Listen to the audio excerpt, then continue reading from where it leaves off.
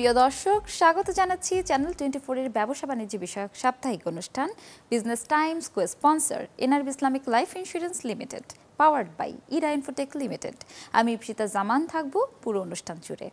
দর্শক, গেল সপ্তাহে ব্যবসা অঙ্গনে ঘটে যাওয়া বিভিন্ন ইভেন্টসের খোঁজ খবর নিয়ে সাজিয়েছি আমাদের আজকের আয়োজন। বৃহত্তর ও নতুন পরিসরে গ্রাহকদের সবচেয়ে আধুনিক এবং সর্বোত্তম সেবা প্রদানে বৃহস্পতিবার দি প্রিমিয়ার ব্যাংক পিএলসির মহাখালী ইসলামী ব্যাংকিং শাখার নতুন ঠিকানায় উদ্বোধন করা হয়েছে। দি প্রিমিয়ার ব্যাংক পিএলসির ব্যবস্থাপনা পরিচালক এবং প্রধান নির্বাহী মোহাম্মদ আবু জাফর প্রধান অতিথি হিসেবে আনুষ্ঠানিকভাবে স্থানান্তরিত শাখার শুভ উদ্বোধন করেন। এ সময় বিশেষ অতিথি হিসেবে উপস্থিত ছিলেন ব্যাংকের অতিরিক্ত ব্যবস্থাপনা পরিচালক সৈয়দ নওশের আলী, উপব্যবস্থাপনা পরিচালক এবং উত্তরা শাখার প্রধান মোহাম্মদ ফায়েজুর রহমান তালুকদার, উপব্যবস্থাপনা পরিচালক এবং দিলকুশা শাখার প্রধান আব্দুল কাইয়ুম চৌধুরী, উপব্যবস্থাপনা পরিচালক এবং CFO Syed Abul Hashem, FCA FCMA উপব্যবস্থাপনা পরিচালক এবং মহাখালী শাখার প্রধান এসএম ওয়ালিউল মোর্শেদ, মিনিস্টার গ্রুপের chairman M A Razzak Khan, mango teleservices লিমিটেডের চেয়ারম্যান এ মান্নান খান, মোশাররফ গ্রুপের চেয়ারম্যান মোশাররফ হোসেন।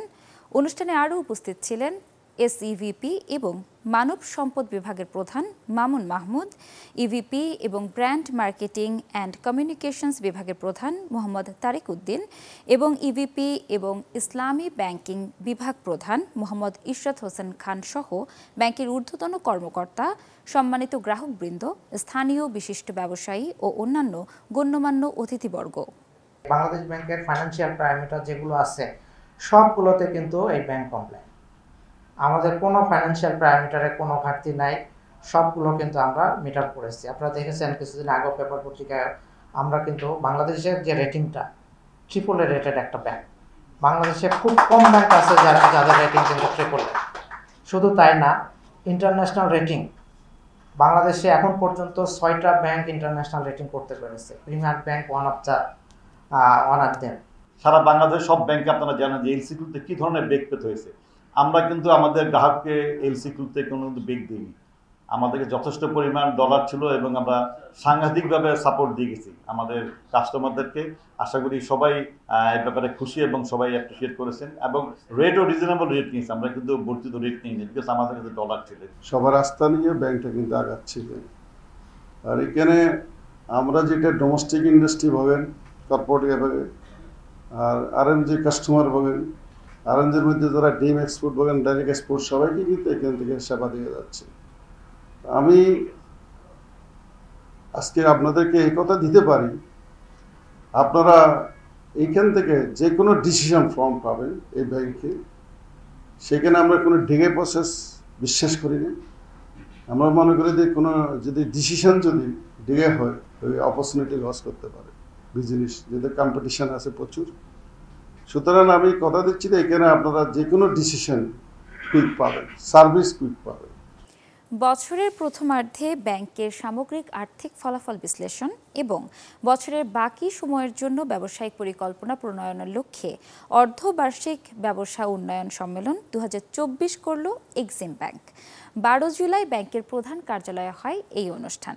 ব্যাংকের ব্যবস্থাপনা পরিচালক ও প্রধান নির্বাহী মোহাম্মদ ফিরোজ হোসেনের সভাপতিত্বে অনুষ্ঠানে প্রধান অতিথি হিসেবে উপস্থিত ছিলেন ব্যাংকের চেয়ারম্যান মোহাম্মদ নজরুল ইসলাম মজুমদার। অনুষ্ঠানে আরও উপস্থিত ছিলেন ব্যাংকের অতিরিক্ত ব্যবস্থাপনা পরিচালক মোহাম্মদ হুমায়ুন কবির, শাহ মোহাম্মদ আব্দুল বাড়ি, উপব্যবস্থাপনা পরিচালক মোহাম্মদ জসিম উদ্দিন ভুইয়া, মাকসুদা খানম, মোহাম্মদ মইদুল ইসলাম, সকল শাখা ব্যবস্থাপক এবং উপশাখা ইনচার্জ সহ প্রধান কার্যালয়ের বিভাগীয় প্রধানগণ। প্রধান অতিথির বক্তব্যে ব্যাংকের চেয়ারম্যান মোহাম্মদ নজরুল ইসলাম মজুমদার এক্সিম ব্যাংককে দেশের অন্যতম বৃহত্তর ব্যাংক উল্লেখ করে সকল শাখা ব্যবস্থাপকদের সততা, নিষ্ঠা এবং যথাযথ নিয়ম পরিপালনের মাধ্যমে ব্যাংকিং কার্যক্রম অব্যাহত রেখে কাঙ্ক্ষিত ফলাফল অর্জনে ঐক্যবদ্ধভাবে কাজ করার পরামর্শ দেন। সভাপতির বক্তব্যে মোহাম্মদ ফিরোজ হোসেন ব্যাংকের সার্বিক কার্যক্রম এবং ব্যবসায়িক সম্ভাবনা নিয়ে আলোচনা করে কিভাবে কাঙ্ক্ষিত ফলাফল অর্জন করা যায় সে বিষয়ে সুস্পষ্ট কর্মপরিকল্পনা প্রদান করেন। আমরা আগামী দিনে এই যে সাস্টেনেবল ফাইন্যান্সে যে 10টি প্রতিষ্ঠানকে দিয়েছেন, তার ভিতরে 7টি ব্যাংক, একমাত্র এক্সিম ব্যাংক ইসলাম ব্যাংক হিসেবে এইখানে তার স্থান অধিকার করে নিয়েছেন। অতীতেও এক্সিম ব্যাংক ভালো ছিলেন, বর্তমানে আরও পাকাপোক্ত করেছেন, যার বদলতে ব্যাংকিং সেক্টরে এক্সিম ব্যাংক আরও এক ধাপ এগিয়ে যাবে আমার বিশ্বাস। পাশাপাশি মানুষের ভিতরেও একটা বিশ্বাস জাগবে যে একমাত্র এক্সিম ব্যাংকই সাস্টেনেবল ফাইন্যান্সে ভালো ইসলাম ব্যাংক হিসাবে। নট অনলি শুধু সাস্টেনেবল ফাইন্যান্স, এখানে ব্যবসায়িক দিক থেকে ইম্পোর্ট এক্সপোর্ট অন্য অন্য বছরের তুলনায় অন্তত 10 থেকে 15 গুণ বেড়েছে, এবং ইনভেস্টমেন্টও বেড়েছে, এবং ডিপোজিটও আমাদেরকে বেড়েছে। সব দিক দিয়ে মোটামুটি এক্সিম ব্যাংক খুব ভালো অবস্থানে আছে। আশা রাখি এই ভালো অব্যাহত থাকবে। শাখা ব্যবস্থাপকগণের কর্মের উপরে নির্ভর করে আপনার আয় উন্নতি, আপনার সুনাম সুখ্যাতি, আপনার প্রমোশন, আপনার টিমে যারা আছে সকলের প্রমোশন, সকলের প্রাপ্তি। আপনারা এক্সিম ব্যাংকে চাকরি করেন, it is a very fortunate matter. আপনারা অত্যন্ত স্বাধীন সচেতন মনে কাজ করতেছেন, যাহা অন্যান্য অনেক ব্যাংকেই নাই।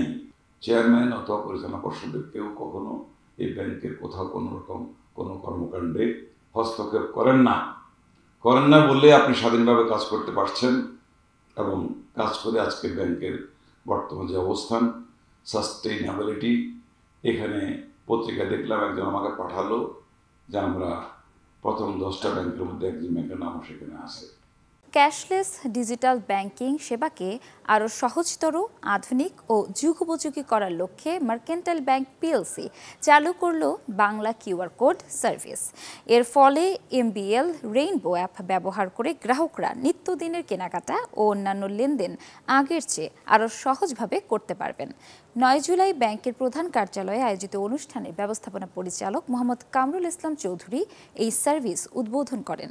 এ সময় ব্যাংকের অতিরিক্ত ব্যবস্থাপনা পরিচালক মতিউল হাসান, উপব্যবস্থাপনা পরিচালক আদিল রায়হান, শামী মোহাম্মদ মাহমুদ আলম চৌধুরী ও Asim Kumar Saha, CFO Tapas Chandra Pal, PhD ACVP Mohammad Iqbal Rezwan, company secretary ও head of HR Abu Asgar G Harune, card division এবং ডিজিটাল ব্যাংকিং ও ইনোভেশন ডিভিশনের হেড মুস্তাফিজুর রহমান সহ ব্যাংকের ঊর্ধ্বতন নির্বাহী ও কর্মকর্তাবৃন্দ উপস্থিত ছিলেন। নতুন এ সার্ভিসের মাধ্যমে গ্রাহকরা কোনো কার্ড বা চেক বই ছাড়াই বাংলা কিউআর সংযোজিত যে কোনো আউটলেটে কেনাকাটা করতে পারবেন। আমি 2019 সালে ইন্ডিয়া গেছিলাম, ওই যে একটা হাসপাতালে আমার ওয়াইফকে নিয়ে। ওখানে আমি দেখলাম যে হাসপাতালের ভিতরে কোনো ক্যাশ নেই। 2019 সালে আমি ঈদে গেছিলাম, ওখানে খাওয়া দাওয়ার সব কার্ড এবং কিউআর কোডে তারা পেমেন্টের ব্যবস্থা করতেছে। এখানে পুরো হাসপাতালটাই দেখলাম যে ক্যাশলেস। তো আস্তে আস্তে সব জায়গায় আমরাও চাচ্ছি ক্যাশলেস বাংলাদেশ প্রতিষ্ঠা করার জন্য। তবে আমার কর্মী ভাইদেরকে, আমার সহকর্মীদেরকে আমি একটা বিশেষ অনুরোধ করব, যেটা আসলে সিকিউরিটির দিক থেকে থাকে, যাতে একজনের অ্যাকাউন্ট যাতে অন্যজন কোনোভাবেই ট্রানজেকশন করতে না পারে। এইটা কিন্তু সবসময় সজাগ দৃষ্টি রাখতে হবে। তাই হোক, আমার মনে হয় আমরা সতর্ক থাকবো ভবিষ্যতের দৃষ্টিতে। তারা সহকর্মী যারা এটার সাথে সংযুক্ত ছিলেন, কাজ করেছেন, তাদেরকে ধন্যবাদ জানাই। আমার অন্তর থেকে মার্কেন্টাইল ব্যাংকের মধ্যে নতুন একটা জিনিস আপগ্রেডেশন হলো, ধন্যবাদ জানাচ্ছি এবং এটার উদ্বোধনী ঘোষণা করছি। 8 জুলাই রাজধানীর একটি হোটেলে বাংলাদেশে উন্নত চিকিৎসার জন্য ব্রেন ল্যাব তাদের আবিষ্কৃত ব্রেন ল্যাব লুপ এক্স নামের একটি নতুন মোবাইল ইমেজিং রোবট প্রযুক্তির পরিচিতি উপস্থাপন করেন। এই নতুন ইমেজিং প্রযুক্তি সার্জনদের রোগীদের সার্জারি করার সময় উচ্চমানের সেবা প্রদান করতে সাহায্য করবে, যা অটোমেশন এবং রোবোটিক্সে একটি নতুন দিগন্ত উন্মোচিত হবে। অনুষ্ঠানে উপস্থিত ছিলেন ব্রেন ল্যাবের president Vinicius Desoye Maciel, brain lab India private লিমিটেডের MD Asim Malhotra, area account manager Biswajit Modak, Globex marketing company লিমিটেডের এমডি আমানুল্লাহ বাদল এবং head of sales Mohammad Siddiqur Rahman প্রমুখ। নতুন এই প্রযুক্তিটি ডিজিটাল সার্জারি প্রোগ্রামের জন্য অপরিহার্য, যা শল্য চিকিৎসকরা মেরুদণ্ড, ট্রমা এবং মস্তিষ্কের বিভিন্ন অস্ত্রোপচারের জন্য অত্যাধুনিক প্রযুক্তি হিসেবে ব্যবহার করতে পারবেন। আমরা 35 বছর যাবৎ মেডিকেল ফিল্ডে কাজ করি এবং আমরা অপথলমোলজিতে কাজ করি, নিউরোতে কাজ করি, ইএনটিতে কাজ করি এবং হসপিটালে স্টেরিলাইজেশনে কাজ করি। অপথলমোলজিতে আমরা ফার্স্ট বাংলাদেশে কাজ শুরু করি এবং আমরা সাকসেসফুলি বাংলাদেশের ডক্টরদেরকে আমরা টেকনোলজি ট্রান্সফার করতে পারছি, যেটা আপনারা জানেন সবাই, ক্যাটারাক্ট সার্জারি। এইটা আমার প্রিন্সিপাল কোম্পানি অ্যালকন ইন্টারন্যাশনালের মাধ্যমে আমরা টেকনোলজি ট্রান্সফার করি বাংলাদেশের ডক্টরদের। এখন আপনি সব জায়গায় ফ্যাকো সার্জারি হয়, বিদেশে যেতে হয় না। নিউরো সায়েন্সে এবং অর্থোপেডিক্স এবং আপনার ক্যান্সার ফিল্ডে কাজ করবে এই টেকনোলজি, এবং এই টেকনোলজি আমরা ট্রান্সফার করতে পারবো ডক্টরদের, ইউজারদের মাধ্যমে পেশেন্টদেরকে। The BrainLab technology in all areas we are active is that we can improve surgical results. So decrease the stays at the hospital, have more precise and more secure surgery, and in that way get people back to their lives earlier and in a better shape than without the technology. We have worldwide our technology in over 120 countries, and over 6,300 hospitals are using that technology. So I guess 70-75% of the leading oncologic institutions worldwide use BrainLab.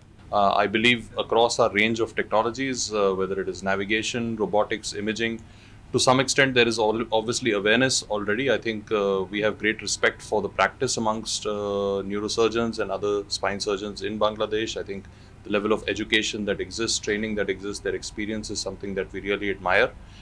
But I think what BrainLab helps to do is really bridge the gap between where technological excellence can help them go from, where they are to the next step in terms of digitizing surgery. And that's where I think BrainLab will play an important role. We are very passionate about our technology, but we are also very passionate that the technology is used to the best extent. So we place a lot of emphasis on after-sales support, on making sure that there is clinical support, there is training for surgeons, training for their teams. শুক্রবার রাজধানীর রামপুরা বনশ্রীতে উদ্বোধন করা হলো lochia limited বাংলাদেশের office. উদ্বোধনী অনুষ্ঠানে উপস্থিত থেকে অনুষ্ঠানকে প্রাণবন্ত করে তোলেন বাংলাদেশ স্যাটেলাইট কোম্পানি লিমিটেডের চেয়ারম্যান এবং সিইও ডক্টর শাহজাহান মাহমুদ। এই সময় গ্লোবাল ইসলামিক ব্যাংক পিএলসির চেয়ারম্যান নিজাম চৌধুরী, লোকিয়া লিমিটেড বাংলাদেশের প্রতিষ্ঠাতা ফখরুল ইসলাম স্বপন সহ প্রতিষ্ঠানটির ঊর্ধ্বতন কর্মকর্তাগণ উপস্থিত ছিলেন। লোকিয়া লিমিটেড একটি বহুমুখী কোম্পানি। প্রতিষ্ঠানটি বেশ সুনামের সাথে আইটি এবং কল সেন্টারে বিপিও বা বিজনেস প্রসেস আউটসোর্সিং প্রদান করে থাকে। দক্ষ মানব সম্পদ তৈরি করে তাদের মাধ্যমে বৈদেশিক মুদ্রা অর্জন এবং আন্তর্জাতিক বাজারে নিজেদের অবস্থান তুলে ধরাই হলো লোকিয়া লিমিটেডের প্রধান লক্ষ্য। ফখরুল ইসলাম স্বপন একজন তরুণ প্রবাসী ব্যবসায়ী। প্রবাসীরা শুধুমাত্র যে রেমিটেন্স আনছি সেটা না, আমরা এরপরে দেশে এসে দেশের অর্থনীতিতে অবদান রাখার জন্য, জব ক্রিয়েশনের জন্য আমরা যেগুলো করে যাচ্ছি, সরকার সেগুলো স্বীকৃতি দিচ্ছে এবং এগুলা মানুষের জানা দরকার, অন্য অন্য প্রবাসী ভাইদের জানা দরকার, যাতে করে সবাই উদ্যোগী হয়, ভবিষ্যতে আরও বেশি প্রবাসী বাঙালিরা এখানে এসে এই ধরনের সুযোগ সৃষ্টি করে। বর্তমানে আউটসোর্সিংয়ের কাজ অনেক বিশাল, যেটা ইন্ডিয়া আমাদের আরও পার্শ্ববর্তী দেশ করে যাচ্ছে। সেটাকে মাথায় রেখে আমাদের যে বাংলাদেশে যে স্কিল স্টুডেন্ট আছে তাদেরকে জবের আওতায় আনার জন্য আমার এই পদক্ষেপ। জব বিশ্বে বাজারে অনেক বেশি। আপনারা আজকে যে জব সংকট বাংলাদেশে, আপনারা যদি জবের জন্য যদি ইচ্ছুক হয়ে থাকেন, আপনারা নিজেকে স্কিল করেন। জব আমরা চেষ্টা করতেছি এই ধরনের সুযোগ বাংলাদেশে আনার জন্য, তো আপনাদের সহযোগিতা আমাদের কামনা। লোকিয়া বিদেশে যেভাবে সাকসেসফুলি অপারেট করছে, এই দেশেও অত্যন্ত সাকসেসফুলি অপারেট করে এদেশের জনগণকে আরও দেখাবে যে কিভাবে এখানে আরও উন্নত ধরনের ব্যবসা করা যায়। এবং একই সাথে এখানে অনেক লোকজন চাকরি পায় না, কিংবা এখানে বেকারত্ব ঘুচাবার একটা পন্থা, তার এই প্রতিষ্ঠানের মাধ্যমে অনেক তরুণ যুবক যারা চাকরি পাবে। দর্শক, এই ছিল আজকের বিজনেস টাইমসে। Cosponsor NRB Islamic life insurance limited, powered by Ira Infotech limited. দেখা হবে আগামী সপ্তাহে ব্যবসা বাণিজ্যের নতুন খোঁজ খবর নিয়ে। ততক্ষণ ভালো থাকুন, সুস্থ থাকুন, চ্যানেল 24-এর সঙ্গেই থাকুন।